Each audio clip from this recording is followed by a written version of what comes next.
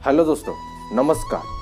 मैं पीके चौरसिया आपका इस चैनल में स्वागत करता हूँ। दोस्तों, कहीं ना कहीं ऐसा फील होने लगता है कि हम मेहनत काफ़ी ज़्यादा कर रहे हैं, लेकिन हम असफल होते भी जा रहे हैं। सफलता हमें मिल नहीं रही है। एक चीज़ और मैं क्लियर कर देना चाहता हूँ।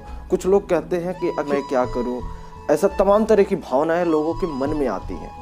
तो मैं यह बताना चाहूँगा दोस्त, आप कोई भी काम कर रहे हो, कोई भी काम मतलब जैसे आपका कोई बिजनेस है, मान लीजिए कपड़े का बिजनेस है, आप उसमें बार बार असफल हो रहे हो। असफल होने के बाद यह लगता है कि भगवान मेरे साथ क्या कर रहा है, यह भगवान हमें ही क्यों बार बार फेल कर रहा है, आखिर हमारी गलती क्या है। बहुत ही ज़्यादा गिल्ट फील होने लगती है और परेशान होने लगते हैं। कुछ लोग तो इतने ज़्यादा डिप्रेशन में आ जाते हैं कि वो अपने लाइफ में कुछ ऐसा डिसीजन ले लेते हैं जो एक्चुअल में नहीं लेना चाहिए। तो दोस्तों, आज की कहानी कुछ इसी तरह की है। एक बार एक व्यक्ति मंदिर में रहा करता था, वहाँ भगवान की पूजा किया करता था, वहाँ साफ सफाई का ध्यान भी रखा करता था, हर काम करता था। एक दिन वह सोच ही रहा था कि मंदिर में जाके बैठा और वहाँ बोला, हे भगवान, तू क्या करता है? तू सिर्फ एक जगह बैठ के और सिर्फ देखता रहता है, तो लोगों का कुछ भी नहीं करता, लोगों के लिए कुछ भी नहीं कर पाता। और लोग आते हैं, परेशानी तुझे सुनाते हैं और चले जाते हैं, लोग वैसे ही परेशान रहते हैं, तू कुछ नहीं करता। तभी वहाँ भगवान आए और बोले, तुम्हें क्या लगता है यहाँ बैठना आसान है? यहाँ पे बैठ के सुनना, लोगों को देखना बहुत ही आसान लगता है। यहाँ हजारों तरह के लोग आते हैं, जो कुछ ना कुछ, कोई गाली दे के जाता है, कोई धन्यवाद करता है, कोई नमस्कार करता है। हर तरह के लोग यहाँ आते हैं, सबको सुनना पड़ता है। और तुम क्या समझते हो, बस ऐसे ही यहाँ बैठना आसान है? तो यह व्यक्ति बोला, भगवान, एक दिन तुम अपनी जगह पे मुझे रखो, मैं भी देखता हूँ कि कितना कठिन है। तो भगवान ने कहा, ठीक है, एक शर्त है, तुम किसी के बात का भी जवाब नहीं दोगे, चाहे वो कुछ भी कहे या करे, कुछ भी हो, तुम किसी के बात का जवाब नहीं दोगे। तुम्हें सिर्फ बैठ के सुनना है, देखना है, बस, इसके अलावा कुछ नहीं करना है। वह व्यक्ति कहता है, ठीक है भगवान, जैसा आप कह रहे हो मैं वैसा ही करूँगा। उसके बाद भगवान चले जाते हैं। बोले कि ठीक है, मैं शाम तक आऊँगा, अभी तुम जो है देखो, सिर्फ सुनो और कुछ भी नहीं करना है, ना तो कोई डिसीजन देना है, कुछ भी नहीं करना है, सिर्फ देखना सुनना है। वह भगवान चले जाते हैं वहाँ से। वह व्यक्ति वहाँ पे बैठता है। तभी एक व्यक्ति आता है। वह आने के बाद भगवान को नमस्कार करता है। उसके पास 1 लाख रुपए होते हैं। 50,000 रुपये भगवान को चढ़ाता है, नमस्कार करता है और कहता है, हे भगवान, इसी तरह से मेरा बिजनेस आगे बढ़ाओ, मैं हमेशा जो है 50% यहाँ आपको चढ़ा के जाऊँगा। ऐसा करके वो 50,000 रुपये रखा और फिर वैलेट भी अपना वही भूल के चला गया। वह चला गया। फिर एक व्यक्ति और आया। वह भगवान से प्रार्थना करने लगा, विनती करने लगा, हे भगवान, मैं बहुत ही ज़्यादा मुसीबत में हूँ, मेरा मदद करो। 1 रुपया चढ़ाया और प्रार्थना करने लगा। तब तक उसका नज़र पड़ा कि बगल में वैलेट पड़ा हुआ है। वह वैलेट को उठाया, देखा 50,000 रुपये। वह बोला, हे भगवान, तुम सच में बहुत ही महान हो, तुम सबका मदद करते हो। इतना कह करके भगवान को प्रणाम किया और पैसे लेकर चला गया। फिर तीसरा व्यक्ति आता है, जो कि एक नाविक होता है। वह आया, कहा, हे भगवान, मैं इस बार फिर से जा रहा हूँ, हर साल जाता हूँ, इस बार भी जा रहा हूँ और समुद्र में मैं एक नाविक हूँ और जैसे ही मैं वहाँ से सफलतापूर्वक वापस आ जाऊँगा, ठीक वैसे ही मैं आपको आके प्रसाद चढ़ाऊंगा। ऐसा वह बोल रहा था। लेकिन थोड़े ही देर के बाद पहला व्यक्ति, जो जिसका वैलेट भूला हुआ होता है, वह आता है। आने के बाद कहता है, भाई, मेरा यहाँ 50,000 रुपये छूट गया था, कहाँ है, तुमने देखा?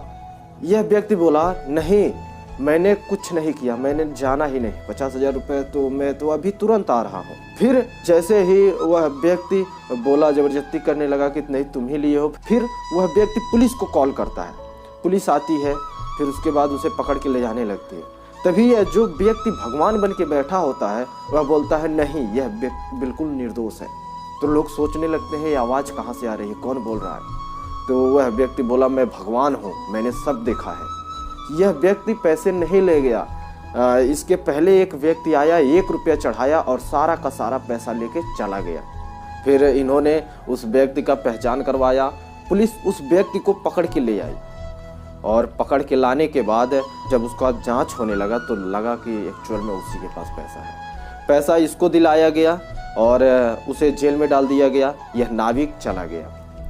ऐसे तरह से चलता रहा। शाम हुआ, भगवान आए तो फिर यह व्यक्ति बहुत ही ज़्यादा खुश होता है। कहता है, मैं भगवान से कहूँगा, भगवान एकदम खुश हो जाएंगे। भगवान जैसे ही आते हैं तो यह कहता है, हे भगवान, जो तुम कभी नहीं कर सकते मैंने वो काम कर दिया है। भगवान ने कहा, क्या किया तुमने? कहीं किसी का जवाब तो नहीं दिया है? तो यह व्यक्ति कहता है कि ऐसी ऐसी बात है, पूरी कहानी क्या सुनाए। तभी भगवान ने कहा, बेवकूफ़, तूने ये क्या कर दिया? पहले से बना बनाया यह खेल था।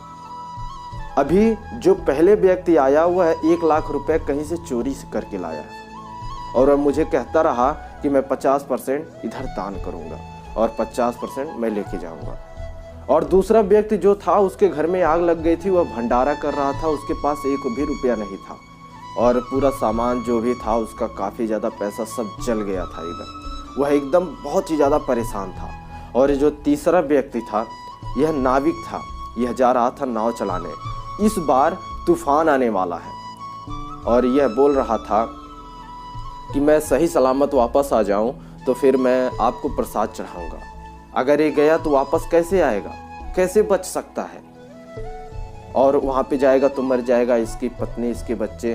तो फिर बताओ क्या हुआ, कितना बड़ा नुकसान किए तुम। और अगर वो 50,000 रुपये यह व्यक्ति लेके चला जाता तो इसका दूसरा वाला व्यक्ति लेके चला जाता तो इसका कितना भला होता। यह सोचता कि भगवान मेरे ऊपर बहुत बड़ा उपकार कर दिए हैं। पहला व्यक्ति यह सोचता कि चोरी नहीं करना चाहिए क्योंकि चोरी का पैसा कभी भी हाथ में नहीं आता, वह शायद सुधर सकता था।